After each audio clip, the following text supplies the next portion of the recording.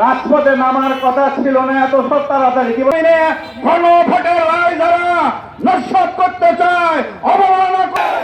সম্মানিত ভাই সব, এই পর্যায়ে আমাদের সামনে বক্তব্য নিয়েছেন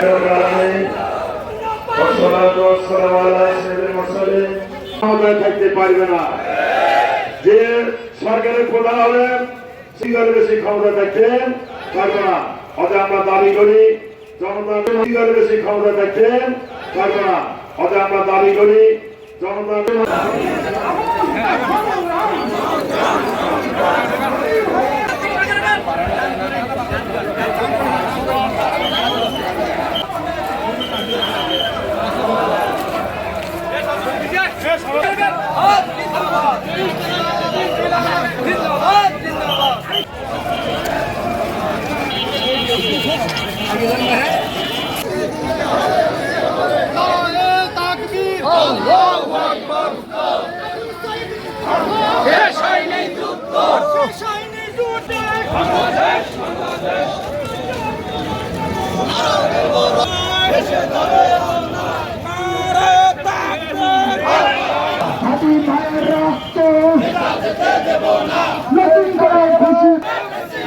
নতুন করে খুশি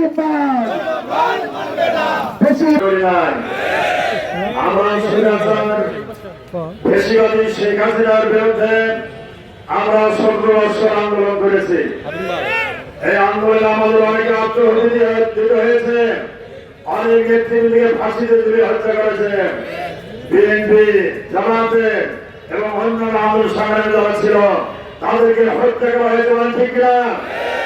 এরপর ছাত্র আন্দোলনের মধ্য দিয়ে, দীর্ঘ আন্দোলনের মধ্য দিয়ে, জুলাই বিপ্লবের মধ্য দিয়ে ফেসিবাদী শেখ হাসিনার পতন ঘটেছে, ঠিক কিনা? আর যদি ফেসিবাদ তৈরি হতে না পারে, বাংলাদেশে যাতে করে আর ফেসিবাদী না হয়, বাংলাদেশ যদি স্বৈরাচার সৃষ্টি না হয়, একদলীয় বাদশার কায়েম না হয়, এই জন্য জুলাই বিপ্লব হয়েছিল। জুলাই বিপ্লবের দাবি ছিল ক্ষুধায় দারিদ্র শাসন, দুঃশাসন রূপে বাংলাদেশ করতে হবে। আর যাতে করে কেউ দীর্ঘদিন ক্ষমতায় থাকার স্বপ্ন দেখতে না পারে, এই কারণে জুলাই বিপ্লব হয়েছে, জুলাই আন্দোলন হয়েছে। জুলাই সড়ককে কার্যকর করার জন্য ভোট হয়েছে, হানা ভোট হয়েছে, জাতীয় ভোট হয়েছে।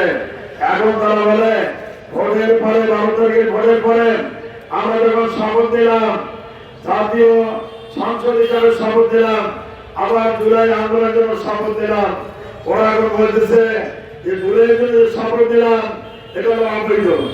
ওটা যদি অবৈধ হয়, জাতীয় সংসদ পথ অবৈধ, অতএব জাতীয় নির্বাচন অবৈধ। এখন ওরা সংগঠনের দোহাই দিলেন এবং সংবিধানের দোহাই দিয়ে যে জুলাই আন্দোলনকে অবৈধ বলতে চায়, ওই সংবিধানেই আছে এই ভোটটা হলো অবৈধ, জাতীয় ভোট অবৈধ। জাতীয় ভোট যদি অবৈধ হয়, তাহলে বিএনপি জামাতের আমরা শপথ দিয়েছি আবার সদস্য পদ থাকে আমরা, ঠিক না? আবার হাসিনাকে আনিয়ে ক্ষমতা বাঁচাতে হবে। অতএব ভাইরা, আন্দোলন সংগ্রাম হয়েছে, অনেক আমরা জীবন দিয়েছি। যারা ক্ষমতায় যায় অতীতকে ভুলে যায়, ক্ষমতায় গিয়ে মরিকে টান দেওয়ার চেষ্টা করে। যখন বিপদ কেটে যায় তখন আন্দোলনকে ভুলে যায়। আমরা বলতে চাই এই সব চাকরি বন্ধ করুন, ক্ষমতায় গিয়েছেন ভালো কাজ করুন, জুলাই আন্দোলনের সমাজ এটা কার্যকর করুন। এই জন্য আমরা দাবি করবো সরকারের কাছে। আজকে সারা দেশের আন্দোলনের অংশ হিসাবে যে সমাবেশ হচ্ছে, এই সমাবেশের মাধ্যমে আমরা দাবি করতে চাই সকল সংস্থাগুলি বন্ধ করে জুলাই আন্দোলনের আইনি ভিত্তি দেওয়া হোক। জুলাই আন্দোলনের আইনি ভিত্তি পায়, আমি মনে করি 2 বছরের সাথে জুলাইকে আইনি ভিত্তি দিতে হবে। আসল সময় আমাদের হাতে।